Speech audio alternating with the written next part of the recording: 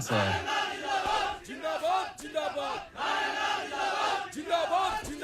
ఆగండి ఆగండి ఆగండి ఆగండి. నీ సంగతేంద్ర? ఏంటి సార్ ఇదంతా? అసలు ఆయన ఇంకా ఎక్కడ ఉన్నాడ్రా? పెద్ద సత్య హరిశ్చంద్రులా మాట్లాడుతున్నావు. మేం పవర్ లో ఉన్నా ఆ రామారావు గారిని చూసుకుని ఆఫీసు మొత్తం మమ్మల్ని పట్టించుకున్నారా? అందుకే అన్ని ట్రాన్స్ఫర్ చేయించి ఆ ప్లేస్ లో ఇన్ఛార్జ్ గా నేను తెచ్చుకుంది. నువ్వు చెప్పే బుర్రకథలంటానికి కాదు, పెండింగ్ లో ఉన్న మా ఎన్ఓసీలు ఫైల్స్ క్లియర్ చేసి మా చేతిలో పెట్టడానికి. సార్ మీలాంటి వాళ్ళు ఎవరో కోర్టులో వేసిన కేసుల వల్లనే ఆయన ఇంకా రిలీవ్ అవ్వలేదు. అసలు ముందు మీరు రామారావు గారిని వాడు వీడు అనకండి సార్, నేను ఒప్పుకోను. ఒప్పుకోపోతే ఊరేసుకోరా. అయినా నువ్వేంట్రా కొత్తగా ఈ మధ్య పొద్దు తిరుగుడు పూరా ఆడేపు తిరుగుతున్నావు? అంటే రామారావు గారితో పనిచేస్తే చాలు ఎవడైనా సరే నిజాయితీ మాత్రం పుచ్చుకుంటారనమాట. ఇవన్నీ కాదురా, ఇప్పుడే ఫైల్స్ క్లియర్ చేయలేదనుకో నిన్ను ఆఫీసుని మొత్తం తగలెట్టి బూడిచ్చేసి తీసుకెళ్దామని చెప్పి మంది మార్పులంతో వచ్చా. సార్ ఏం సార్ ఇదంతా? రే ఆడ మీద పెట్రోల్ పోయండి. ఇప్పుడు అవుతారా పనులు? ఈ ఎడంకన్ను కొట్టుకున్నప్పుడల్లా నేను నేల కతుక్కున్నాను రా. ఏదో జరగబోతుంది. ఏమైందిరా?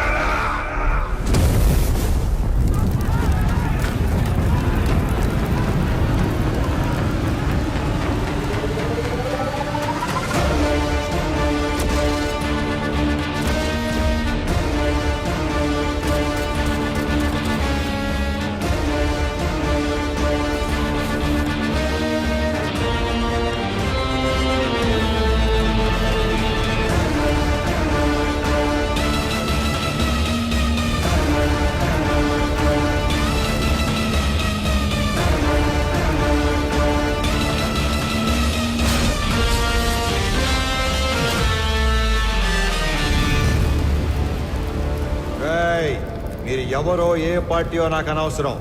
ఎవరైనా సరే అధికారంలో ఉన్నాం కదా అని కొండలు తవ్వేస్తాం, చెరువులు పూడి చేస్తాం, అడ్డంగా భూములు కొట్టేస్తామని దౌర్జన్యం చేద్దాం అనుకుంటే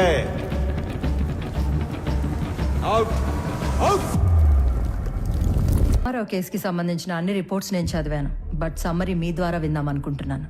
అఫ్ కోర్స్ యువరానో, మేము రామారావుకి సంబంధించిన అన్ని యాక్టివిటీస్, అతను పెట్టే ఖర్చులు, ప్రాసెస్ చేసిన ఫైల్స్ అన్ని ట్రాక్ చేసి చూశాక ఒకటి కన్క్లూడ్ చేయగలం. In simple words, mister Ramarao is highly controversial in his deeds but very calculative in his moves. మీరు అనుమతిస్తే Indo Japanese power project case తోటి ప్రారంభిస్తాను.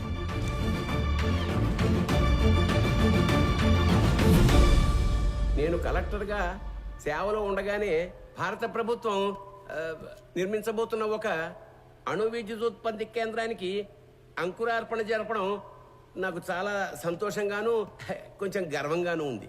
మన ప్రభుత్వం చేసిన 3200 ఎకరాల భూసేకరణ ఈ విజయానికి కారణమైతే స్పెషల్ కలెక్టర్ రామారావు గారి చొరవ ఔన్నత్యం వల్లే ఇది సాధ్యమైంది అన్న సబబు.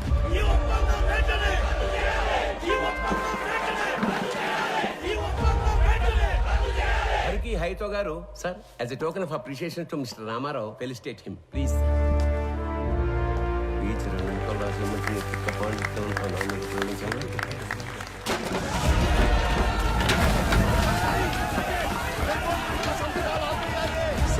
ఏమైంది? వెనక్ గేట్ నుంచి కంపెనీ వాళ్ళు లోపలికి వచ్చినట్టు రైతులకు తెలిసిపోయింది సార్. అందరూ బార్కెట్ దాటి లోపలికి వచ్చేస్తున్నారు.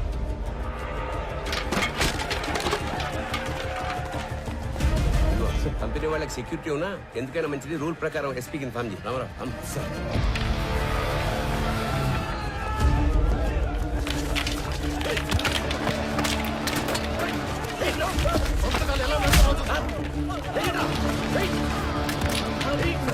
లోపలికి వెళ్ళండి, లోపలికి తీసుకెళ్ళండి.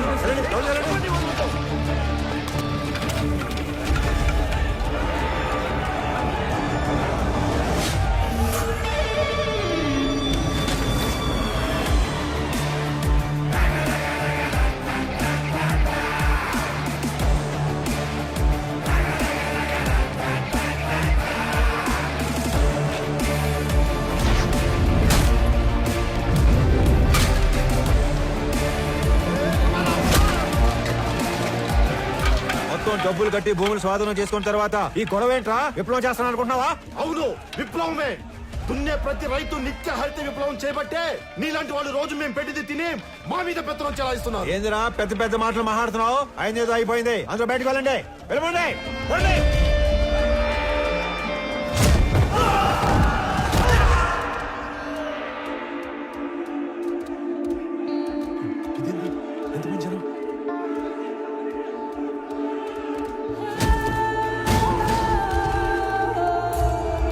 అక్కడ చూడండి, ఇది మనం ఊహించిన దానికంటే పెద్ద గందరగోళం అయ్యేలా ఉంది. వీళ్ళని మన వాళ్ళు కంట్రోల్ చేయలేకపోతున్నారు. వెంటనే ఎమ్మెల్యే గారికి చెప్తారు. పదండి పదండి.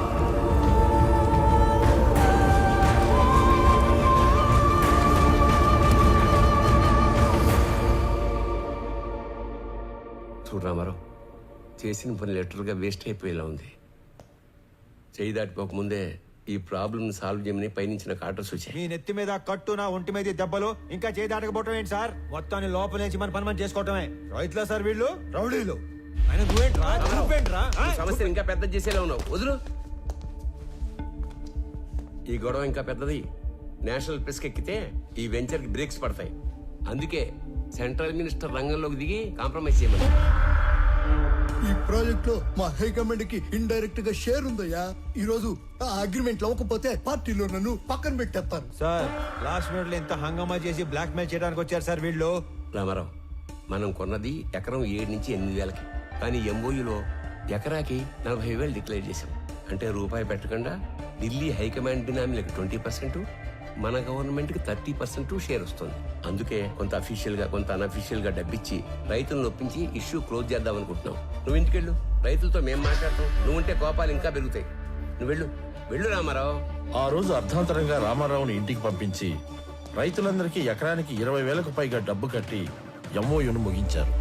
కొన్ని రోజుల తర్వాత ఎమ్మెల్యే సత్యనారాయణ గారికి రామారావు మీద అనుమానం వచ్చింది. ఎంఓయూలోని కాన్ఫిడెన్షియల్ రేట్స్ రైతులకు చెప్పి వాళ్ళను రెచ్చగొట్టి రామారావే తిరుగుబాటు చేయించాడని కేసు పెట్టారు. అనుకున్న దానికన్నా ఎక్కువగా రైతులకు చెల్లించిన 7 కోట్ల రూపాయల పరిహారంలో రామారావు కమిషన్ తీసుకున్నాడని కూడా కేసు పెట్టారు.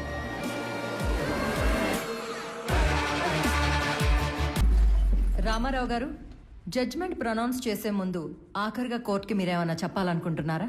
Thank you for asking your honour. నేను చేసిన తప్పు అయితే నేను చేసిన దానికన్నా 10 వంతులు ఎక్కువ పెట్టుంటారు వీళ్ళు మీ ముందు.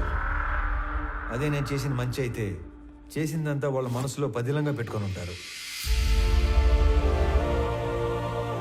అంతకంటే చెప్పుకోవడానికి నా దగ్గర ఇంకేమీ లేదు యువర్ ఆనర్.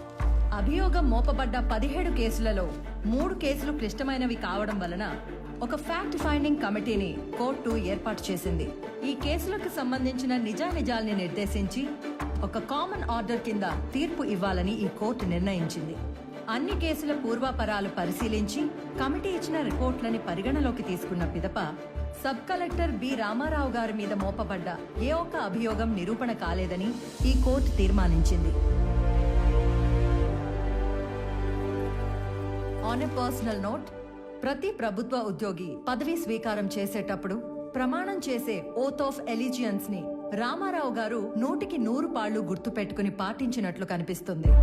అధికారం అంటే సేవతో కూడిన బాధ్యత అని అర్థం చేసుకుని అతను చేసిన కొన్ని పనులు బియాండ్ డ్యూటీలా ఉన్నా న్యాయపరంగా ఉన్నట్లుగా నమ్ముతూ అతని మీద ఉన్న అన్ని అభియోగాలని కోర్టు కొట్టివేస్తూ తీర్పు ఇస్తుంది.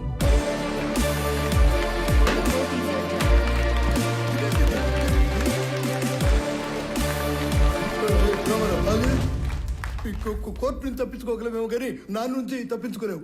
నేను ఎంత తోత ఆ నవ్వుకు అర్థమైందిరా. మీకెంత జరిగినా మర్చిపోతూనే ఉంటారే. అతని నవ్వుకి 4 అర్థాలుంటాయి, చేసే పనికి 10 అర్థాలుంటాయి. ఒక చాణుక్యుణ్ణి ఒక క్షత్రుణ్ణి కలిసి సమపాళ్లలో ఊహించుకోండి. అతనే రామారావు.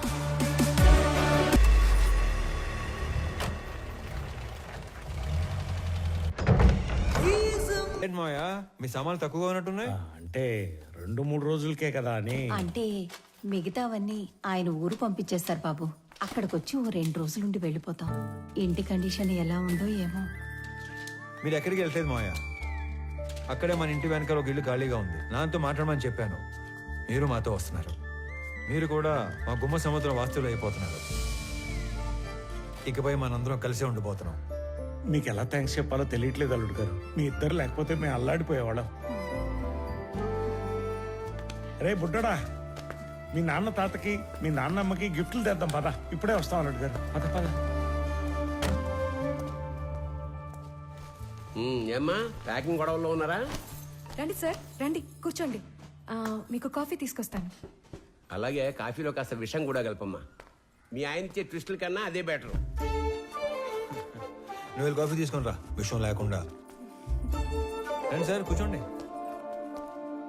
రామారావు, నాకు డౌట్ ఉండేది, లేటుగా కన్ఫర్మ్ అయింది. అయితే నిజంగానే ఆ గందరగోళం, గొడవ, కొట్లాట పూర్తిగా ప్రీ ప్లాన్డ్ కదా? సార్, లోపల ఉన్న మీకు తెలిసింది ఒకటైతే బయట జరిగింది మాత్రం మరొకటి. ఎలా పెడతారో చూస్తాం.